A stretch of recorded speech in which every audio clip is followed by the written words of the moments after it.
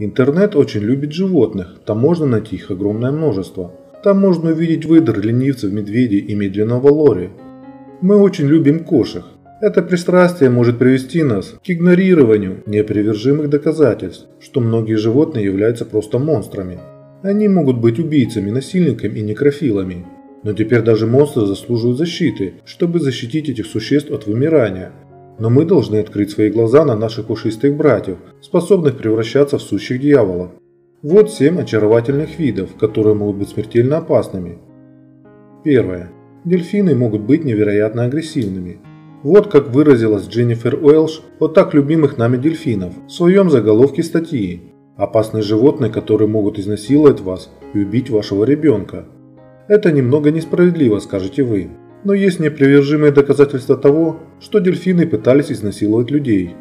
Банды самцов дельфинов могут изолировать самку, шлепать ее со всех сторон своими хвостами и насильно совокупляться с ней в течение многих недель, отмечает Сесил Адамс в своем мозговом центре Straight Dog.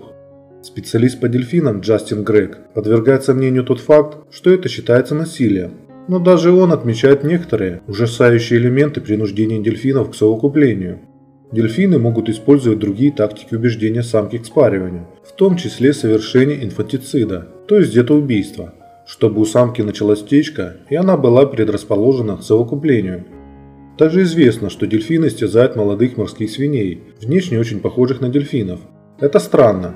Они не едят свиней, свиньи не представляют для них конкурентов в добыче основных ресурсов. Они вообще никак не противостоят им. На одном видео видно, как дельфин, поймав морскую свинью, козлит ее до такой степени, что ее позвоночник ломается и разрушаются ее мягкие ткани.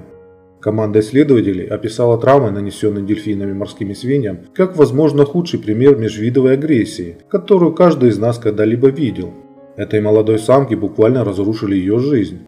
Самое страшное это то, что дельфины очень умные животные. Это только делает их более эффективными, развлекающимися убийцами. Морской биолог Бен Вилсон из Абердинского университета в Шотландии заявил, что дельфины используют свои невероятные ультразвуковые способности и направляют их на жизненно важные органы своих жертв, чтобы максимально нанести вред. Второе. Утки являются жестокими насильниками. Сложно говорить о насилии в животном мире. Мы обычно не думаем о моральных аспектах в отношении животных, что они могут что-то подобное делать друг с другом.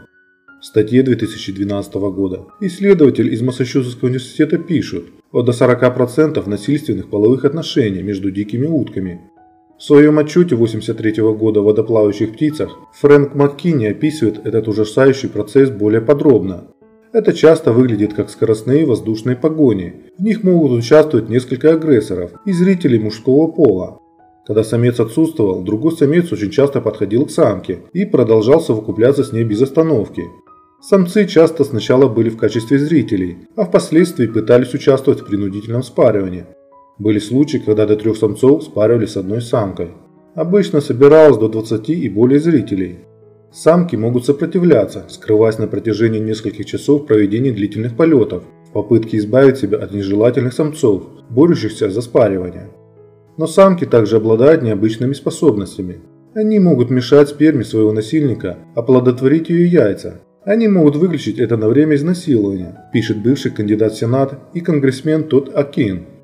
Чтобы понять, как это работает, вы должны знать немного об утином пенисе.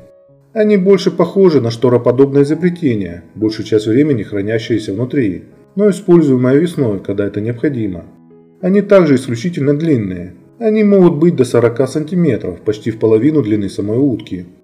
Да, и еще одна вещь. Самец утки также может иногда участвовать в некрофилии, но по крайней мере был зафиксирован один такой случай.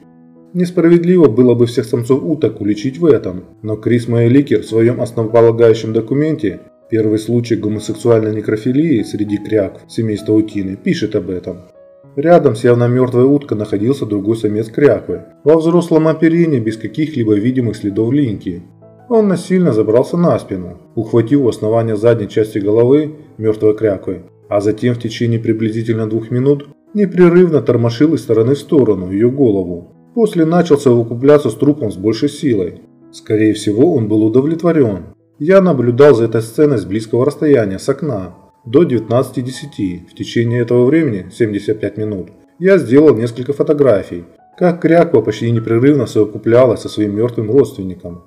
Он делал это лишь дважды, оставался рядом с умершей уткой и хватал за шею, и снова приступал к повторному наскоку. Третье. Полярные медведи поедают других белых медведей. Насилие среди белых медведей – это обычное дело для них. Они нападают и поедают детенышей тюленя. Самцы достаточно ожесточенно борются за своих партнерш. Эти стандартные вещи часто окружают их. Но полярные медведи также имеют склонность к каннибализму. Статья 1995 года подробно описывает десятки случаев, когда полярные медведи поедали друг друга. Наиболее распространенный вид атаки – это когда взрослые самцы поедают детенышей. Это основной вид каннибализма среди животных. Также наблюдались случаи, когда из-за недоедания матери поедали своих детенышей. Обычно только один из двух детенышей выживал. Два детеныша могут съесть свою умершую мать. Более свежие исследования по-прежнему сообщают о том, что полярные медведи поедают друг друга.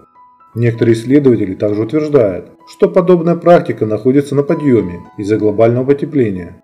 Климат по-прежнему становится теплее, а морской лед продолжает ломаться и таять в более ранние сроки, что и служит сокращению популяции белых медведей.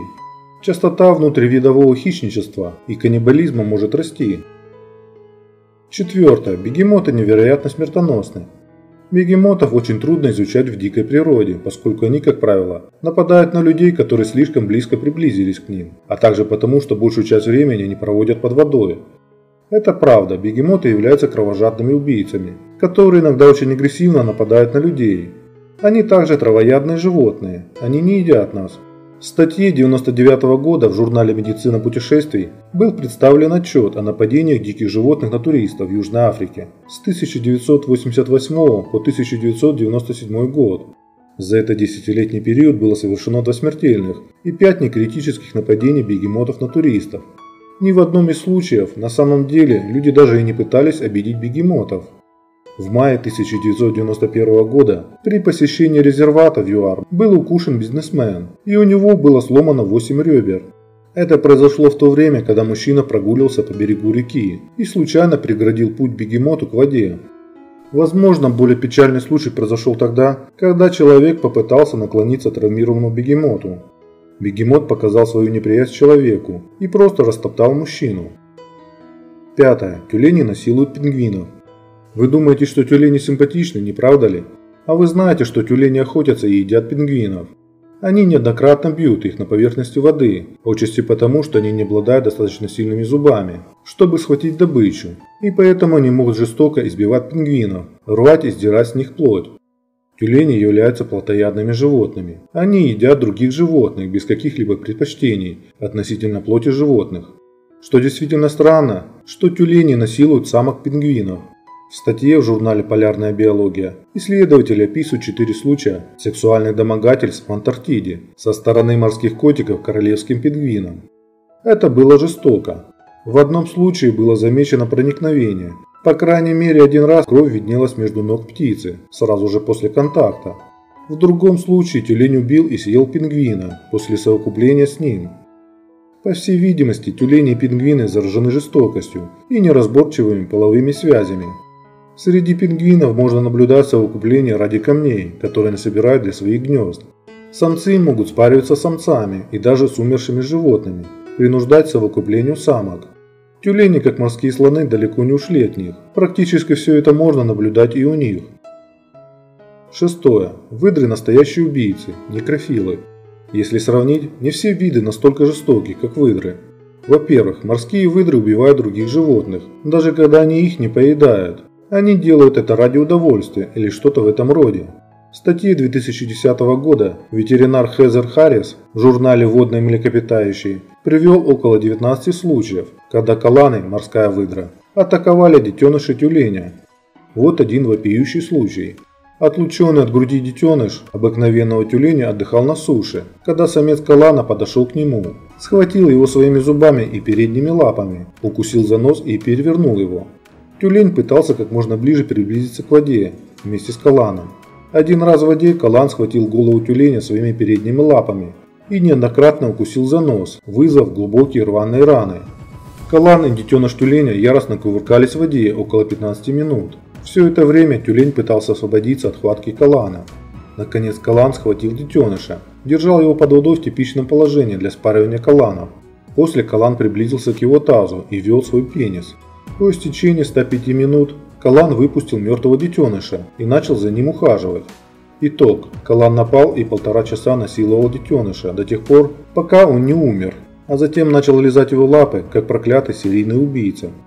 Также известны случаи некрофилии среди выдр.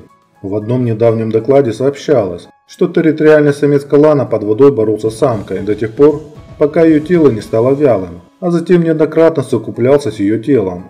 10 месяцев спустя этого же самца видели с телом другой самки калана. Иногда у выдр имеется мотивация для своих преступлений.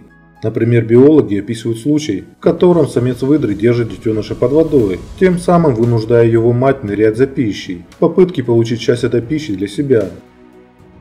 7. Люди виновны в невероятно массовом убое.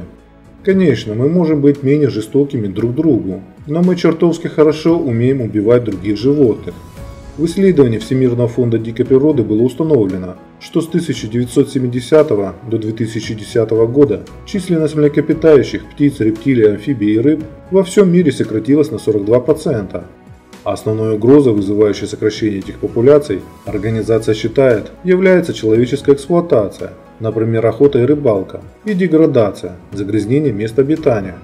Другими словами, люди являются движущим фактором резкого сокращения популяции позвоночных. В определенной степени, например, охоту и рыбалку, можно охарактеризовать как поведение всеядных видов при сборе пищи. После того, как люди повсюду расселились, скорость вымирания разновидностей растений и животных выросла примерно в 1000-10 тысяч раз. В самом деле, мы можем быть причиной 6-го массового вымирания за последние 500 миллионов лет. На этом все. Подписывайтесь на канал, если не подписались. И до скорой встречи. Всем пока.